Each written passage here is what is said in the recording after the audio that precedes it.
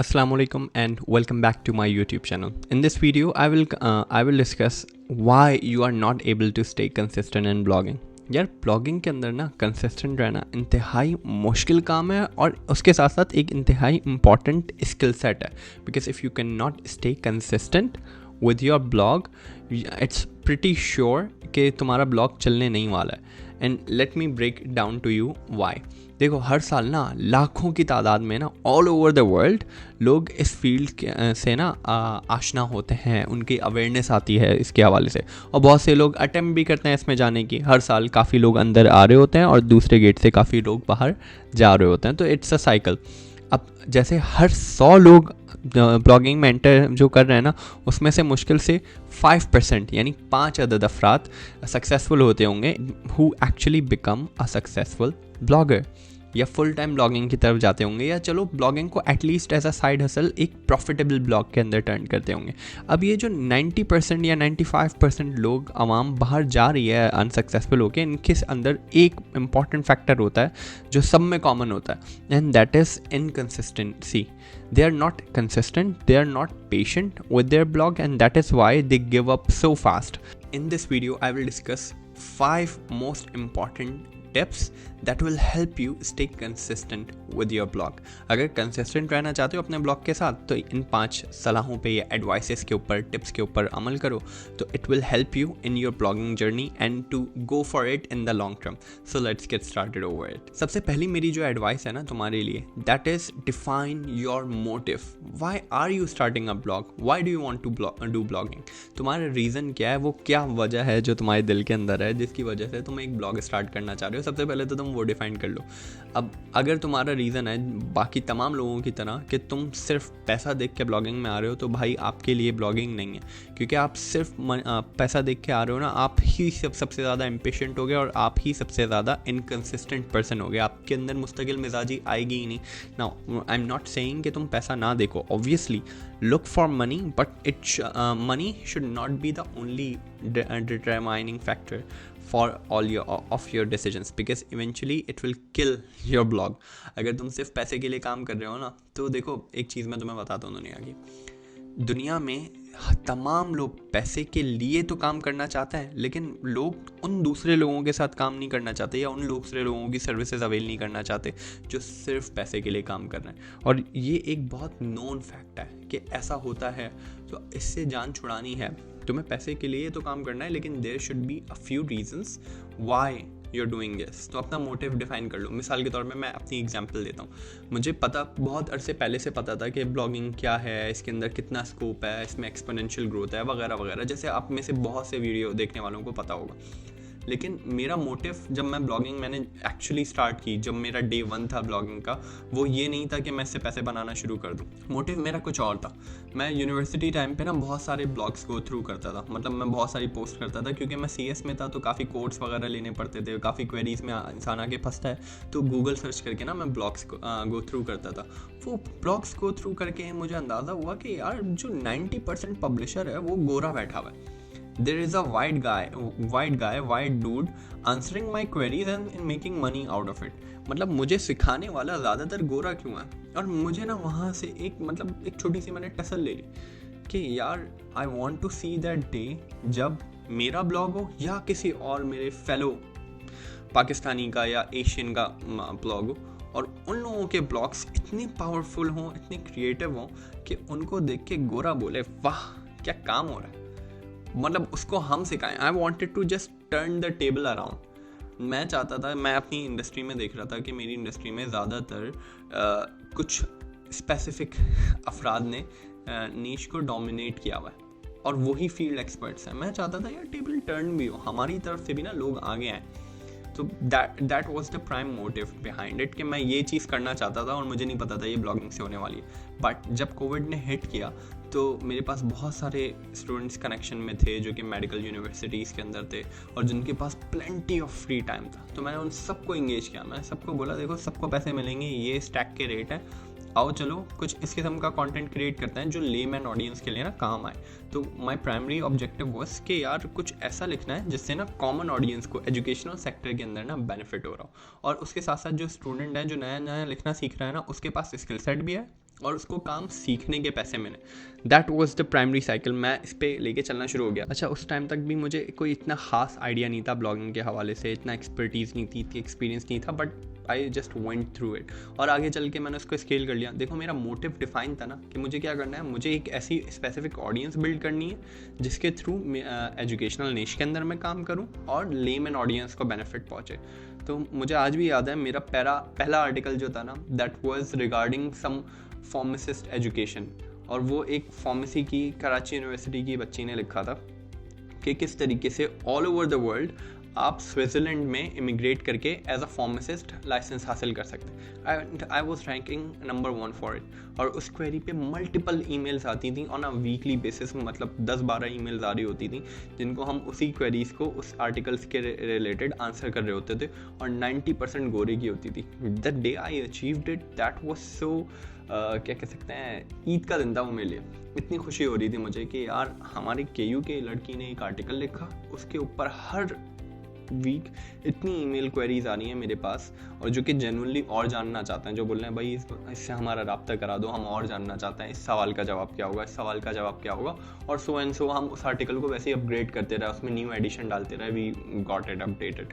तो इस खुशी ने मुझे मोटिवेटेड रखा कि मैं आगे कंसिस्टेंटली परस्यू करता रहूँ ब्लॉगिंग, और मैं ऐसी क्वेरीज बनाऊँ और मैं ऐसे ब्लॉग पोस्ट लिखूँ जिसके थ्रू लोगों की हेल्प हो। तो that was my motive. What is your motive? क्या तुम 2 मिनट रुक के सोचो कि तुम जिस निश में काम कर रहे हो, क्या तुम जेन्युइनली इस ऑडियंस इसकी मदद भी कर सकते हो? Now let's come to advice number 2। देखो, मेरे पास ना एक 3 पॉइंट साइकिल है या 3 पॉइंट सजेशन है मेरे पास। इन 3 पॉइंट्स को कवर करो। सबसे पहले योर टारगेटेड ऑडियंस। सबसे पहले अपनी टारगेट ऑडियंस डिफाइन करो। टारगेट ऑडियंस देख लेना कि उस किस्म के लोगों को डिफाइन करो जिनके पास थोड़ा सा पैसा हो। मैंने ये गलती की थी कि मैंने सिर्फ स्टूडेंट्स पे शुरू में काम किया था, जिसकी वजह से मेरा EPMV टेरेबल था, क्योंकि स्टूडेंट्स के पास पैसे ही नहीं होते। जब उनके पास पैसे नहीं होते तो मेरे ब्लॉग पे महंगा ऐड नहीं चलता था, महंगा ब्लॉग ऐड नहीं चलता था, तो मैं कम पैसे बनाता था। ये मेरी गलती थी। तुम एक ऐसी ऑडियंस डिफाइन करो जिसके पास पैसे हो। मिसाल के तौर पे उनकी एजेस जो हो ना, वो कम से कम 22-23 से शुरू हो रही हो और सो एंड सो 50s तक जा रही हो, what ever your audience segment है। इस किस्म के लोगों के पास ना सबसे ज़्यादा पैसा होता है। तो इस किस्म की कोई ऑडियंस ग्रुप अपना डिफाइन करो। What is your target audience? Define that.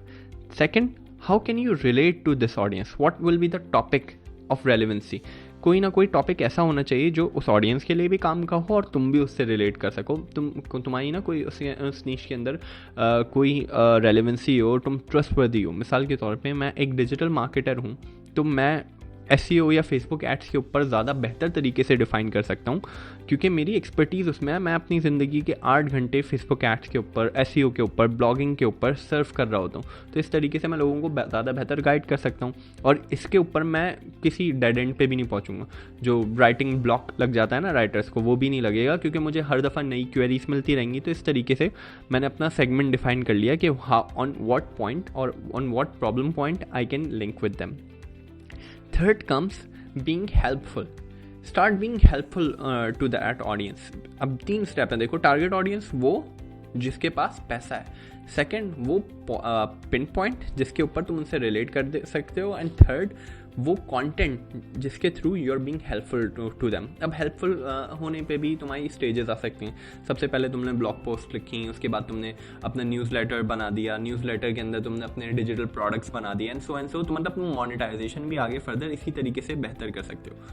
अगर लेकिन तुम हेल्पफुल नहीं हो ना, तुम भले ही जितना फैंसी लुकिंग ब्लॉग बना लो, you won't be able to monetise it. Monetisation करने की शर्त यह है, you have to be extremely helpful to your audience. Okay, so try to do that. Third is scale up your form of help. Okay, and that will help you make more money as well. Let me explain it to you. कैसे तुम अपनी form of help को ज़रा थोड़ा सा आगे बढ़ाओ ना, एक स्टेप और आगे बढ़ाओ, तो तुम ज़्यादा पैसे भी उससे बना सकते हो। तो सबसे पहले मैंने ब्लॉग से स्टार्ट किए, उस पर मैंने ट्रैफिक लाना शुरू किया। देन मैंने उनको न्यूज़लेटर ऑफर करना शुरू किया, उसके थ्रू मेरे पास ईमेल आ गई। थर्ड, मैंने अपनी पेड PDFs बनाना शुरू की। एक पेड PDF बनानी, मिसाल के तौर पे अगर मेरे पास ईमेल एड्रेस है उन लोगों का जो कि रिमोट जॉब्स करने में इंटरेस्टेड है, मैंने एक पेड PDF एक राइटर से बनवाई जिसमें लिखी हुई थी 20 best websites to search for paid remote jobs, and this is a 20-step guide on how you can apply for it. Step by step उसमें ब्रेक डाउन हुआ हुआ है, प्रॉपर ग्राफिक्स हैं. एक राइटर की रिसोर्स लगी, उसके एक राइटर को लिखने में 3 दिन लगे, 2 दिन लगे एक ग्राफिक डिज़ाइनर के, 5 वर्किंग डेज लगे 2 रिसोर्सेज के. और इतनी स्पेसिफिक ऑडियंस को मैंने टारगेट किया. उसके बाद भी मैंने एक न्यूज़ लेटर से अपने $1100 उस वीक में कमाए. उस $1100 में से मैं अपनी कॉस्ट निकाल लेता हूँ. कुल टोटल मैंने अपने राइटर को दिए $60 और मैंने अपने डिज़ाइनर को दिए $40. कुल टोटल $100 के अंदर मेरे वो प्रोडक्ट तैयार हो गया. अब मैं उसमें से कॉस्ट निकाल लेता हूँ तो $1000 का मुझे बेनिफिट हुआ. अगर मैं यही साइकिल रिपीट करता रहूँ फर्दर, अगर मेरे पास फर्दर और डेटाबेस मैं बना लूँ डेडिकेटेड रिसोर्सेज बना के, तो मैंने क्या किया, देखो एक पूरी साइकिल समझो. मैंने ईमेल्स कलेक्ट की, मैंने उनको हेल्पफुल ईमेल्स की, उसके साथ मैंने अपना एक डिजिटल प्रोडक्ट लॉन्च किया जो कि सिर्फ $100 में मैंने बिल्ड किया. और वो $100 का प्रोडक्ट मैंने अपने 10,000 लोगों के ऑडियंस को ऑफ़र किया. उसमें से सिर्फ 1% लोगों ने परचेज़ किया और $1000 मुझे इन अ क्लिक उससे डिजिटल प्रोडक्ट बेच के मिल गए. अब वो ऑर्गेनिक ऑडियंस मेरे पास आ रही है, वो अलग एड्स रेवेन्यू से तो तुम कमा रहे हो. साथ साथ देखो, अब मैंने उसको स्टेजेस में हेल्प किया क्योंकि हम उस नीश के अंदर एक्सपर्ट थे. वी न्यू के what we were doing and वो वाकईतन लोगों की हेल्प कर रहा था. इस वजह से लोगों ने ले भी लिया. अब उनकी भी ज़्यादा अच्छे लेवल पे मदद हो गई और साथ साथ मैंने उस पर थोड़ा सा प्रॉफिट भी बना लिया. तो इस तरीके से तुम अपनी हेल्प को भी ना लेवल्स में स्केल कर लो. Let me give you more ideas. मिसाल के तौर पे अगर तुम रिलेशनशिप्स के ऊपर तुम्हारी कोई वेबसाइट है ना, और तुम्हें लगता है कि तुम रिलेशनशिप एडवाइसेस देने में सर्टिफाइड हो या एक्सपर्ट हो या तुम्हारा बैकग्राउंड इस तरीके से अच्छा है, तुम 1 आवर सेशंस बेचना शुरू कर दो या 15 मिनट के सेशन कॉल सेशंस बेचना शुरू कर दो कि बुक का zoom session with me 15 minutes का. पहले 15 मिनट्स फ्री है, बाकी 45 मिनट्स के लिए आपको लेट से $50 पे करने पड़ेंगे, $30 पे करने पड़ेंगे, whatever the amount your audience is able to pay. अब देखो, एज आई सेड, तुमने टारगेट ऑडियंस पिछले सेगमेंट में अच्छी सेट की हुई थी, तो अब आवाम के पास क्योंकि पैसा है, they are willing to spend over it. अगर तुम उनको उसके अगेंस्ट में वैल्यू जनरेट करके दे रहे हो, तो अगर तुम वैल्यू जनरेट करके दे रहे हो तो लोग तुमसे खरीदेंगे, व्हाई नॉट. तो इस तरीके से तुम उसको स्केल कर सकते हो and that will help you stay motivated. क्योंकि तुम आगे अपने ब्लॉग को जैसे जैसे स्केल करते रहोगे, तुम्हें पता होगा कि न्यू फॉर्म्स ऑफ मोनेटाइजेशन भी तुम अनलॉक करते जा रहे हो. जितना ज़्यादा तुम इस तरीके से आप फर्दर हेल्प करोगे ऑडियंस को, तुम्हें पता है तुम उनको वैल्यू प्रोवाइड करोगे, तो money will definitely fall in. तो पैसे तो तुम्हें मिलेंगे. इस तरीके से तुम कोशिश करो पार्ट्स में स्केल करते रहो अपने फॉर्म ऑफ हेल्प को भी. माई 4th tip is never start a blog without planning. अगर तुमने प्लानिंग के बिना बस अंधाधुंध ब्लॉग स्टार्ट कर दिया ना, देन तुम्हारी डूबती हुई नैया को तुम्हारे सिवा और कुछ नहीं बचा सकता. अभी भी अगर देर नहीं हुई है ना, तो भाई प्लानिंग कर लो. जैसे ही तुम ब्लॉग स्टार्ट करो, तुम्हारे पास एटलीस्ट 100 पोस्ट के आइडियाज़ तो रेडी होने चाहिए. अगर तुम्हारे पास 100 पोस्ट तुम नहीं सोच सकते उस नीश के रिगार्डिंग जो तुम खुद लिख सको, जिससे तुम लोगों को वैल्यू प्रोवाइड कर सको, तो यानी वो निश तुम्हारे लिए इतनी डीप इनफ नहीं है कि जिसके अंदर तुम जेन्युइनली काम कर सको. And always set milestones, not targets. Target होता है कि मैंने $1000 हिट करना है. माइलस्टोन होता है कि मुझे 100 पोस्ट सेट करनी है. Base your milestones on the amount of work that you will put in, not by the results that you will get from it. अब देखो, रिजल्ट्स तो यील्ड होंगे जब तुम उसमें स्पेसिफिक काम करोगे. द थिंग इज कि इससे पहले कि रिजल्ट मिले तुम काम करना ही छोड़ दोगे. सबसे मेन प्रॉब्लम तुम्हारे साथ यही होगी and that is the main hurdle on being consistent. मैं अपने साथ सेट करता हूँ कि भाई मुझे वीकली 10 पोस्ट डालनी है या वीकली 20 पोस्ट डालनी है या वीकली 30 पोस्ट डालनी है. इसी तरीके से मैं लेके चलता हूँ. अगर मैं बीच में से इसको छोड़ दूंगा ना और मैं ये सोचूंगा कि यार ब्लॉग पे $200 बनेगा तो देखेंगे क्या करना है, तो things won't work out, that's for sure. अब रो के क्या फ़ायदा जब चिड़िया चुग गई खेत. तो इसलिए नहीं करो ये वाला काम. प्लानिंग करो प्रॉपर. 100 पोस्ट तक अगर तुम्हें नहीं सोच पा रहे टॉपिक्स, यानी it's not the niche that you should work on. अगर 100 पोस्ट तक तुम टॉपिक्स सोच पा रहे हो, यानी तुम अच्छा खासा उसके अंदर डीप वर्क कर सकते हो, तो इस किस्म की नीश में जाओ और प्लानिंग प्रॉपर करो और कोशिश करो कि जो तुम टॉपिक्स क्रिएट कर रहे हो those are in topic clusters. Okay, so that you can become a topical authority. अगर तुम्हारा जो काम है ओवरऑल वो क्लस्टर्स के अंदर है ना, मिसाल के तौर पे एक टॉपिक से दूसरा टॉपिक लिंक कर रहा है, दूसरे से तीसरा टॉपिक लिंक कर रहा है, तो यू विल मेक श्योर कि तुम उस नीश के अंदर एक अथॉरिटी पेश आओ. मतलब उस नीश के तुम अमिताभ बच्चन बन जाओ. लेकिन अगर तुम ये वाला काम नहीं कर सकते हो तो भाई साउथ इंडियन के ऐसे साइड हीरो बनने की कोई ज़रूरत नहीं है जिसको कोई जानता ही नहीं है, क्योंकि तुम बाद में ब्रांड नहीं बिल्ड कर सकते, बाद में तुम्हें फ्लिप करने में मसले मसाइल होंगे. So don't go for it. My fifth and last tip for you is having a schedule to work on. अगर तुम्हारे पास स्केड्यूल नहीं है ना तो भी तुम सारी चीज़ें डुबा देने वाले हो. ये जो प्रीवियस तुमने इतनी चीज़ें प्लान की है ना, ये सब डूब जाएंगे अगर तुम्हारे पास कंसिस्टेंटली तुम्हें पता नहीं है कि हफ्ते में तुम कितने दिन काम करने वाले हो और कितने आवर्स के लिए काम करने वाले हो. तो define your schedule, define the days. अगर तुम वर्किंग स्केड्यूल में हो, फुल टाइम जॉब पे हो, तो तुम ये देख लो कि कौन से डेज तुम काम करने वाले हो. हफ्ते में कम से कम 2 से 3 दिन तो काम करोगे ना अपने ब्लॉग पे. तो तुम डिफाइन करो, अपने पास एक पेज के ऊपर लिखो कि भाई मंडे, वेडनेसडे एंड फ्राइडे को मैं काम करूँगा इस आवर्स से इतने इस आवर्स. मुझे पता है तुम सुन के तुम्हें बहुत लाइटली ले रहे होगे, लेकिन तुम ये एक्टिविटी करके देखो. अपने पास एक पेज पे लिख लो, या अपने पास ना फ़ोन के अंदर डायरी में रिमाइंडर्स लगा लो कि इस दिन इस टाइम से इस टाइम मुझे ब्लॉग पे के लिए काम करना है. And try to stick to that schedule for at least 3 months. 3 months तक कंसिस्टेंटली तुम उस पर काम करने की कोशिश करो. बाय द टाइम तुम 3rd मंथ कंप्लीट करोगे, एक तो थोड़ा बहुत तुम्हें आदत होना शुरू हो जाएगी. उसमें भी काफ़ी लोग गिव अप कर देंगे, और जो गिव अप करने में बहुत ईजीली छक्का मारते हैं, बहुत जल्दी ये गिव अप कर देते हैं. 3 महीने में उन्होंने इतना काम कर लिया होता है कि वो सोचते हैं यार अब इतना आ ही गया हूँ तो थोड़ा धक्का और सही, इसलिए वो थोड़ा बहुत अपनी एक्टिविटीज़ को कंटिन्यू रखते हैं. So that's all. These were my 5 advices, 5 tips for you to stay consistent on your blogs. जो मुझे लगता है कि अगर तुम इन चीज़ों को गो थ्रू करो तो it will help you stay consistent and keep on working on your blog. If there are any topics regarding blogging or side hustles, freelancing जो कि तुम चाहते हो we should discuss on this channel, do comment on it. आज की video में इतना ही. रखिए अपना बहुत ख्याल. खुदा हाफिज़.